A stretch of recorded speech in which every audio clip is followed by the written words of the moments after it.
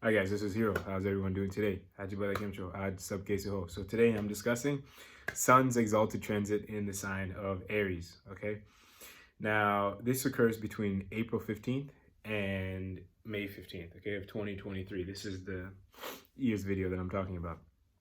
So, real quick, at a very general glance, the theme of this transit is: are you doing the right things for the right reasons? Okay, and I'm gonna explain why. So, of course, this is just a very general video and we're just focusing on one planet's position, but let me explain. So, it's very interesting what's going on here, right? So, the whole time this planet, Sun, is in Aries, Saturn is in Aquarius. So, that means that it throws a third aspect onto Aries itself, where Sun sits, and it is across from Leo, right? So, it throws an aspect there as well. Now, the whole time Sun is in Aries, Rahu is present there as well. Okay, and the whole time Sun is in Aries, Jupiter is also in Aries, and at the very beginning it's not, but it's conjunct with Sun. Like, it's close enough to rub off on it, so it's still going to impact the whole transit. And the whole transit, Mercury is retrograde except at the very beginning, but it's slowing down, so it's going to kind of give some of those effects also. Okay, so we have four major components going on here. Okay, I just said the Saturn, Rahu, Jupiter, Mercury, right? Now you notice here that there's two benefics and two malefics, right? But do not look at it that way. You got to see how they're adding to this picture. Okay, so in this relative transit, the two obstacles are going to be Rahu and Mercury, and the two things that are getting you out of this obstacle is Saturn and Jupiter. Okay, and let me explain why. So we know obviously Rahu is with the Sun in Aries, right? And this is not going to, help, right? Because Sun is it represents the identity, right? So the reason why it gets exalted in Aries is because, so what is exaltation, right? Exaltation is a spiritually direct best placement for a planet, okay? So the Sun, it's in Aries, right? So it's known as good, but it's spiritually challenging, and especially because it represents literally the ego itself, okay?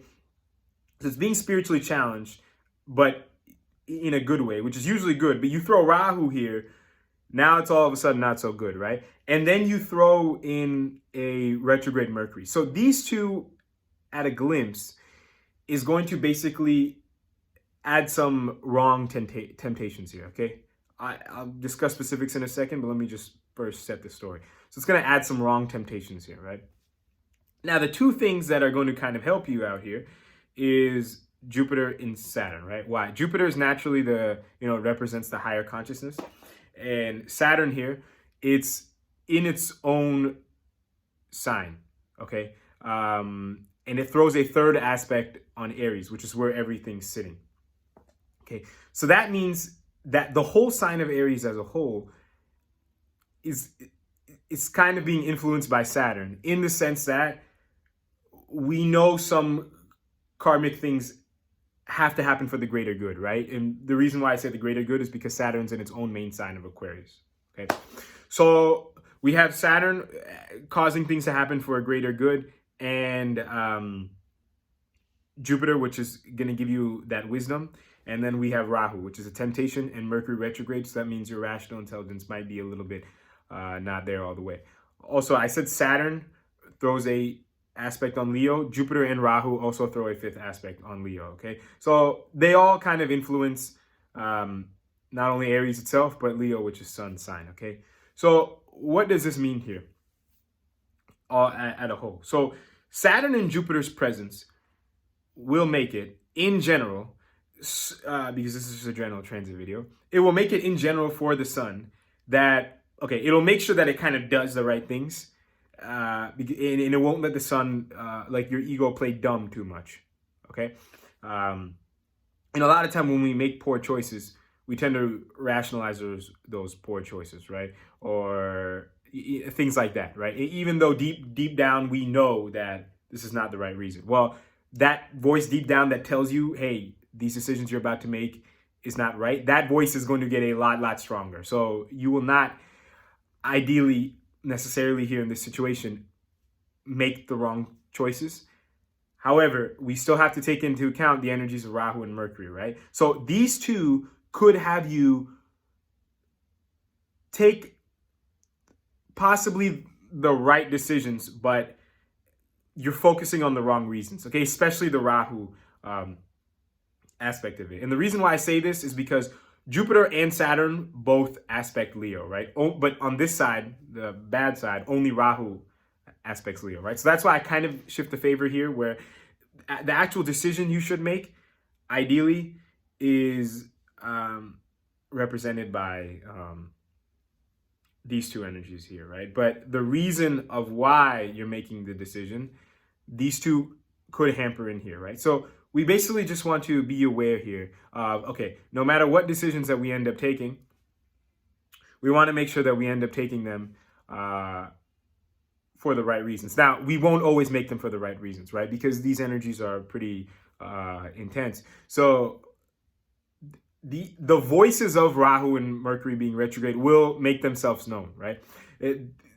You will feel that temptation to make, like kind of do things for the wrong reasons and things like that. However, my advice to you here, because you guys know I always kind of take a little spiritual route, is that when you do kind of notice these wrong reasons, or because we do things all the time that are good on paper or good on the outside, but deep down we have ulterior motives, and these could be subconscious, right? The mind is always involved and the ego is always trying to do its thing. So this is a great opportunity to kind of clean that up, to, okay, say, hey, these things we've been doing, or these things we were about to do, right? Because this is Aries we're talking about, which is like new changes. These things we're about to do, we're about to do them for, these reasons are involved in our decision making. Okay, why is that the case? Why do we care about these things? And once you do acknowledge that, learn to recognize, okay, how can we detach from those things, right? What sort of fears do we need to detach from to kind of get rid of this from our mind? Or what sort of expectations do we need to let go of? Things like that, right? That's what I would encourage you to do here. Now, the other thing is, I said in general, this is how I think it's going to play out for most of the people, right? Obviously, these Rahu and Mercury energies are still quite strong, okay? Especially because during this transit, Sun at some points does cross over Rahu, and it does cross over the Mercury retrograde, right? So there will be some times where you're tempted in general to make the wrong decisions, right? Or you might, almost make the wrong decisions, or you might even make the wrong decisions. Well, I would just encourage you to use the same sort of thought process, right? But just at a more extreme level of, or a more obvious level, I guess you can say, where you know it's wrong. Why does our ego kind of want to go down this route, right? What is the long-term picture that it's looking for? And let's try to detach from that, right? Because if we don't, yeah, sure, nothing might necessarily happen tomorrow, right? If you do something bad today, right? But it could catch up to you, and it will catch up to you eventually, either internally or externally, okay? I can almost guarantee you that in some way, shape, form, or another.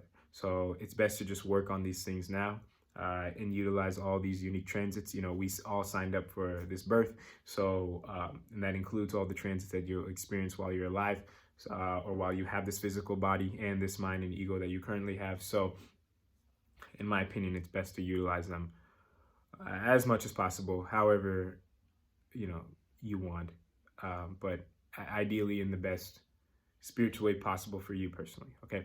So I think that's it for this video. If you have any questions or comments, you can feel free to let me know as usual. And until next time, I'll talk to everyone later.